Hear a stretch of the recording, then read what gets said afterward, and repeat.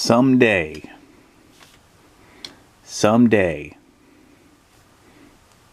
I will have a table bigger than this TV tray, wooden table.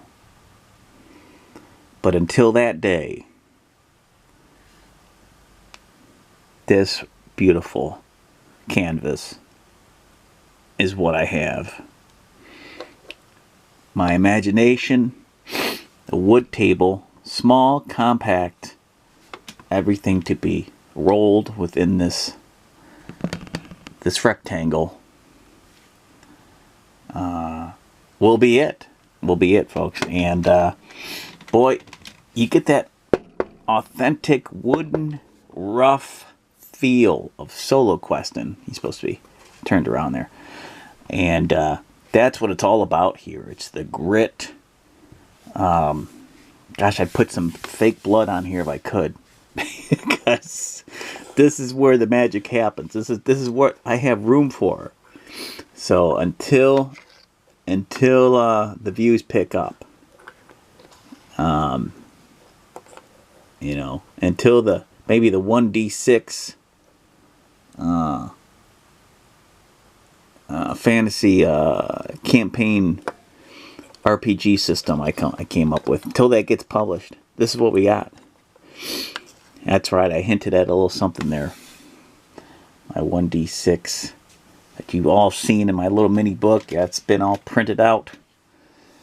But there's still a few things I got to work on it. Still a few, you know, bestiaries. But, I don't know, we'll see. But until then, I'm going to keep on solo questing. And you know what? You know what? I am bringing back Mr. Joe Devers. That's right, Joe Dever. Joe Devers, awesome, incredible Lone Wolf RPG. This is the Cubicle 7 version, which is so awesome for solo roleplay because of its incredible speedy combat system that kind of gets out of the way of the story a little bit while telling a story in itself. This bad boy here, I gotta kind of wipe it down. It needs to be a little bit cleaner, but this beautiful box set. Oh, what is this? Oh man, Magnamund Menagerie, you say? Wow, no, this does not come with the kit. This I bought separately on eBay. This beautiful beast is, let me back it up, is a bestiary, which I have had to kind of take some time to form into a list of wandering monsters by region, and it has not been easy, and but it's been fascinating. But it's an incredible, I mean, look at the quality. It's a beauty. But I'm not here to go over this really entirely.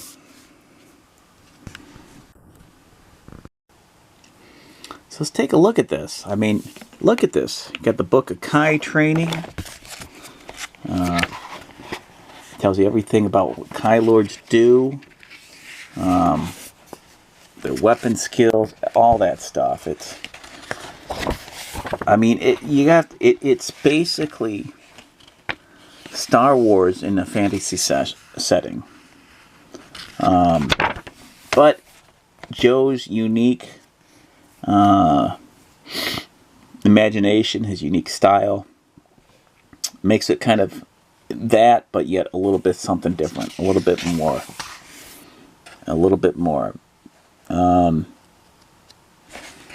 Yeah. So as you can see, most of the Kai Lords wear green. On the back, I really love this. They have how to create a Kai Lord, and real easy. Characteristics, combat skill. Choose a random number and add 10. Choose a random number for endurance and add 20. Select 5 Kai disciplines from the following, just like the books. And in those who aren't familiar about the Lone Wolf books, well, I'm not going to get it because it's hidden deep in my book pile, but shame on you, because it's some of the best, if not the best, role-playing book that's ever been made. And you know, back in the 80s, mid to late 80s, I was playing D&D, but my good buddy Wayne, he introduced me to all this awesome geek stuff. And one of the things that he introduced me to are the Lone Wolf role-playing kind of pick your own path books, but they came with stats and basically stuff like this. And you pick your disciplines, what you're good at. You got hunting, mind over matter, so that's kind of like the Force. You can move things with your mind. Sixth sense, starting equipment.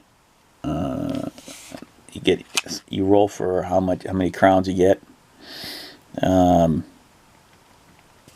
then you pick. Let's see. You possess a weapon skill, discipline.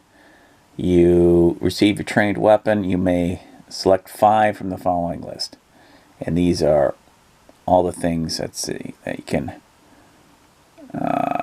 Weapon skill discipline. You receive your trained weapon, so you choose your trained weapon. It can be a bow, it could be a broadsword. Select 5 items from the following list as well. So you get a potion of healing, which they call potion of Lamspur. And, you know, you can pick another weapon. I think you can only have 2 weapons in this. And then you name your Kai Lord, and then you got a table for that. And that's about it. And about 4 steps, you can get playing and rolling. And even better, what I'm going to do, is use the awesome ready-made, pre-made characters that it came with. And I've already been playing with these characters in a previous adventure. And you have Storm Sparrow, the silver-haired Kai Lord, and these are, look at that, that's beautiful. I mean, it's nice paper, you know, it's all laid out very nice. It's like I almost feel bad to write in this because it's so nice. So the kit comes with copies that you can make copies of and all that. And Night Fox, who I've enjoyed playing a little bit so far in my solo campaign a little bit, and he's good with the bow. And I believe Storm Sparrow, she's good with the bow too, but quarterstaff. But yeah, she's more of a quarterstaff, and she can hunt and all that stuff. He's more good with the bow, and he's good at night. Kind of like a character I have in D&D called Night Stalker. Yeah, it's great stuff. But anyway, so I'm going to be playing those 2 characters in the pre-made adventure that comes with the kit. Now, it's not this. This is, again, this haircut kills me. Straight out of Mad Max. But this I bought separately, again, eBay, because I wanted to buy this stuff before it vanished, because Cubicle 7 is not making these anymore, and they're beautifully made. You can see how they're coded, you know, of what to do next, question, you know, and it's just nice. So it's perfect for the solo player.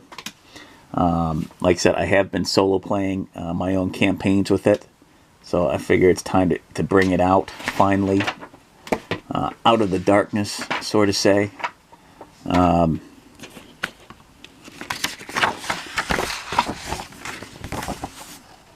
Let's see here.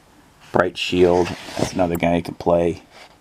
It's got a Mind Blast, Mental Attack. You know, again, Mind Shield, Hunting, Animal Kinship, Spear, and Shield. But man, all this stuff I want to introduce you to, because there's so much goodness here. And here's the other charts that you can make copies of in full color. And take a look here. I mean, you get a decent amount. really enjoy Cubicle 7. They did a good job on their games. And just print all these out. Don't waste them by writing them on them all. Print them out in color. And there's even more characters. We got Moonblade. Okay. True Song. So many awesome pre-made characters ready to go. Get you playing. These tokens here, you get Kai Favor. And I think these can be points that kind of help you, turn the tide a little bit. Comes with these awesome tokens. That's pretty cool. I'm a big token guy for characters, you know me. And these arrows, well, I'll show you what these arrows do. These arrows,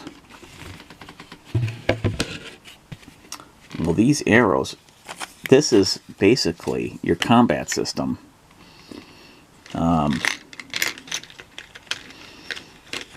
You can do it this way. Let's see here. What you do is you got Night Fox here, right? Well, we're going to go into combat, and he's going to face a bunch of villains.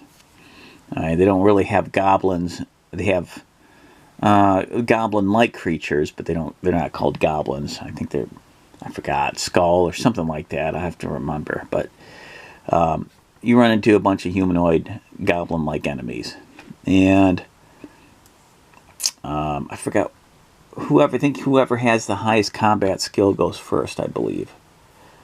I'll go over that later. I made a 2-sheet wonder. So you flip this bad boy. And you see that? His arrow points at 5. So you cross-reference a table. 5 across and above. Let's see if I get that. Let me see if I can find that real quick. I got so much stuff tossed around. I got to be a little bit more organized in this. Let me see. I got it right here.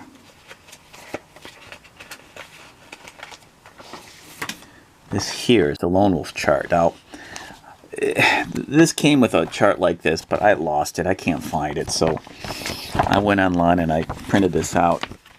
It works really good. You can see it's a pretty simple character sheet, and I love that. Not overly, confusing, just very simple. But this is the combat results chart, and you can find the same combat chart in the Lone Wolf books, the, Choose Your Own Adventure books.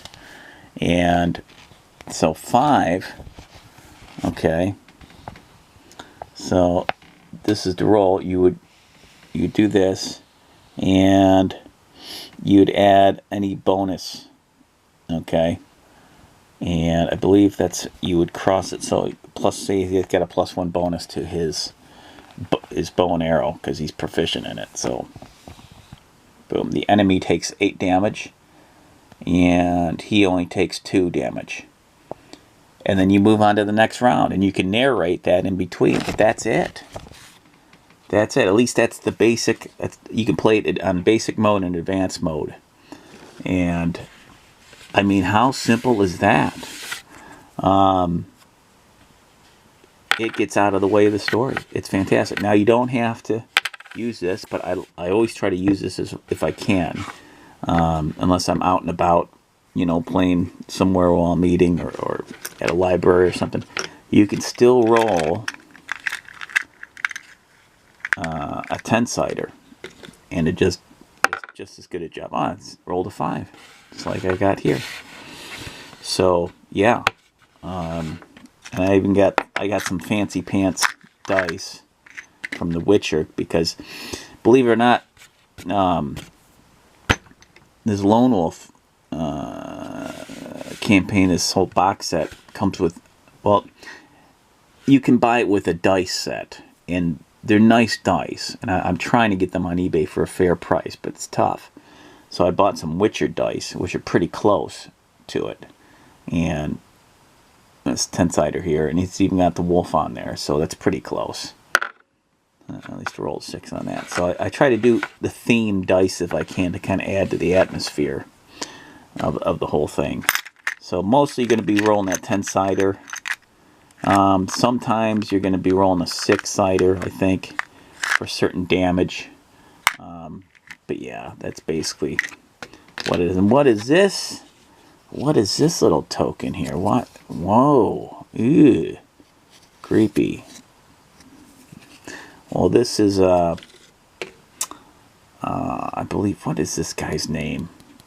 It escapes me now. But this guy has some kind of name. Kai. I think he's just Kai or something like that. But yeah, it's basically a 50-50 oracle. So sometimes you just kind of want to flip this and be like, how's the weather? You know, if you feel like the weather's going to enter into this equation. And it went flying way too far.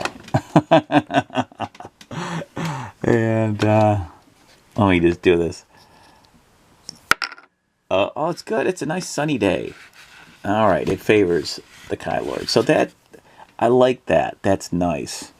So anytime I can break my decisions down 50-50, I use this. I always default to the RPG's method of dealing with decisions, if I can.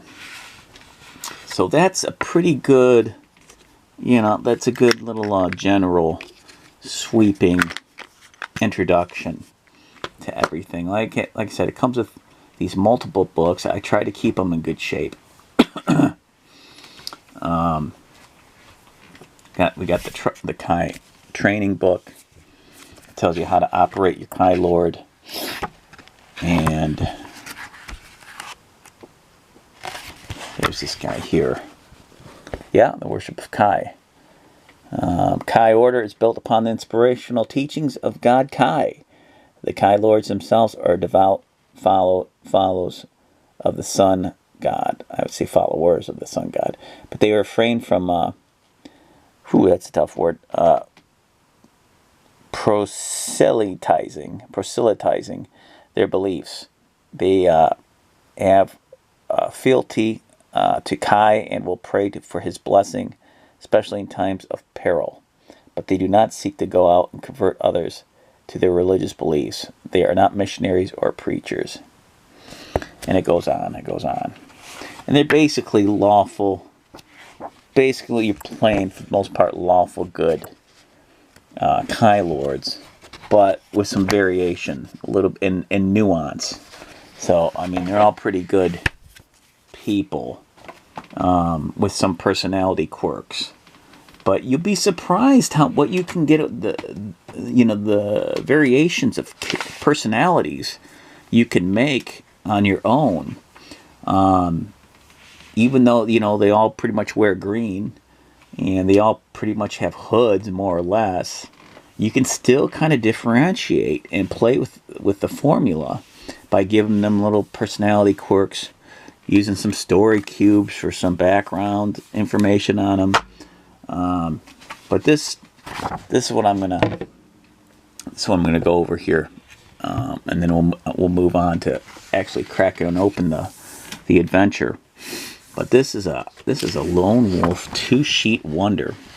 The following can be found on pages 28 to 36. So I've been breaking down my RPG games into 1 to 2 sheets, sometimes 3. I try to get it to 1 to 2 if I can help it.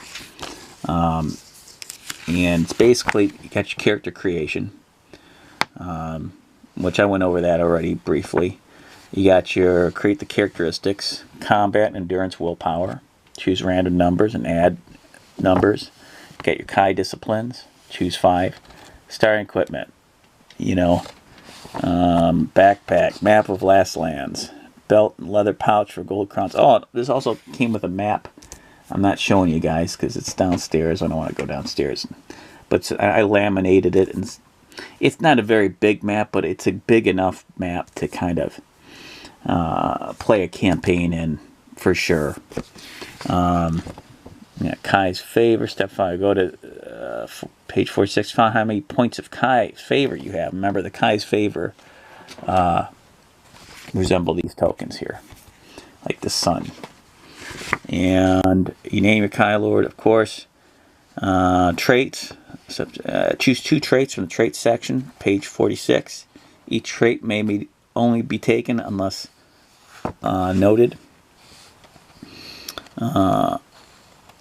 Step 7, skills. Choose 2 skills from page 56. Besides each skill, chosen, write +1 for the skill chosen next to it. You know, remember I was telling you about the proficiencies with the weapons, and you get a +1. Very D&D. Defense, step 8. Calculate character's defense total from defense bonuses and equipment selected from step 3. Record this number in the box of your action record. So basically, you just equipment. You add. I think you added up the bonuses. So your Kai Lord is finished. On to glory for Summerland and The Kai. And this is the combat. I'll go over this here. Calculate your Kai Lord's combat skill. Add any applicable modifiers to the combat skill total. Subtract the adversary's combat score. That's right, I forgot to tell you guys. You subtract the adversary's combat score from the Kai Lord's combat score. Roll or flip a token, or flip token a random number. Cross-reference the top number with the new number on the side, and that's the combat ratio. Combat ends when one side tries to evade or the endurance of you or your enemy reaches 0. So, for example, the Kai Lord, right? It's got a 5 combat skill. And you minus the enemy. Okay? And you come up with a -1. So 5 minus 6, you get a -1. So roll or flip and for cross-reference. I should have just wrote out the 4. Roll or flip for cross-reference, and then E5. Okay, H4 means the enemy gets -5 damage. Hero only gets -4. Okay? It makes sense here. Let me give you that visual again. So the combat ratio is that's at -1 right there. Alright. Now you rolled. Okay, so these are the rolls on the 10-sider. Okay. So say you roll 4. Alright, and you add -1 here. Boom, there it is. 5, enemy 5. Lone wolf 4. Right there. Okay, easy enough. And they give you a random number chart right here, which if you want, you can always close your eyes, use a pencil eraser. I love this. It's such a great tool technique here. And then, what did I get? Oh, a 3. And then you'd say, okay, 3, cross-reference with a -1, 4 damage. Make sense? Yeah. All right. You only do this once, not for each side. That's a tricky one. You do it once, not for each side. I had to double check that. You calculate the damage and you repeat from the first step. Subtract the enemy's score from the Kai Lord for round 2. Some enemies have a combat score with a lesser or higher value with a hyphen in the middle. Okay, choose the difficulty number, GM, or roll 1d10 and add to the 10 within that range to have a random difficulty with that enemy. So this is kind of like my own solo thing here that I wrote. Usually keep that same difficult number consistent across the board. If there is one with a magic weapon or is tougher than usual for whatever reason, he won't say, there we go, than usual for whatever reason, assign him or the higher number value. for whatever, assign him or the higher number value. So assign him the higher net value. So he would get, you know, if he got a magic weapon, give him a higher number value to his combat score. Unarmed, you get -4 to your combat score. Alright, tests. This is a big one too. Tests and save tests. Assign a number and meet or beat that number to pass a test. Same for skill tests, but include any modifiers from skills that pertain to that test. And here you go on about multiple attackers. So most of the time it's going to be 6 or above that you got to roll to pass a test. And there's a bunch of tests that you probably will have in the adventure there to go over some certain obstacles or to solve a puzzle or whatnot. So multiple attackers, this comes in handy, versus the enemy. Alright, page 26. Highest combat score goes first. Yeah, that's right. If the enemy doesn't do damage, then they can go next. If enemy doesn't do damage, they can go next. Okay. So you're always just rolling that one each time. It's just that one each time. Always rolling that one, and it's going for both of you guys. So there's going to be times when, okay, let's see, so you'll do this much damage to the enemy. You won't take any damage, and vice versa. So over here, the enemy takes, you rolled a 1, 0, and then you take -8. And it's got a high combat ratio, so it has some mean magic or some mean weapons, magical weapons or whatnot, or they're very skilled, you know. So again, you're scoring both damage for both of you at the same time each round. Okay, so there you go. So that's a pretty brief, well, that's a fairly long introduction to everything. We'll learn more as we go. I'll try to fill it in a little bit more. This is kind of like my travel kit that I use when I'm out and about playing Lone Wolf.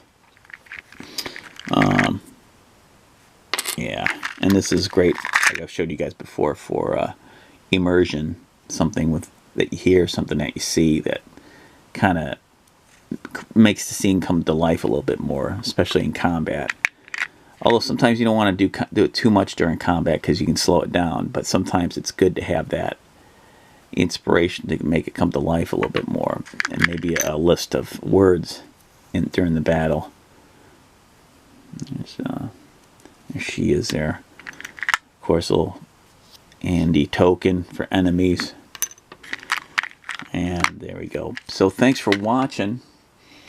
I'll see you in the next video. Keep on solo questing. We're going to start the adventure. And I might even use some of my immersion tools. So I hope you liked it. Let me know in the comments what you think. Are you familiar with this system? Are you familiar with the books?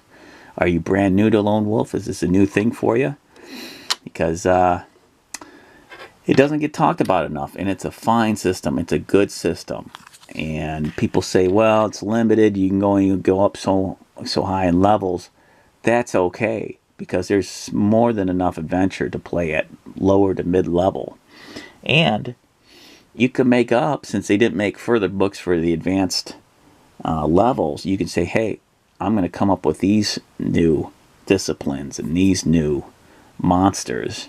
And there's a creature creator, a creature crafter that you can get, and you can make up inspired monsters from the rest of the monsters you've encountered in this campaign, in this RPG book. So again, thanks for watching. Keep on solo questing.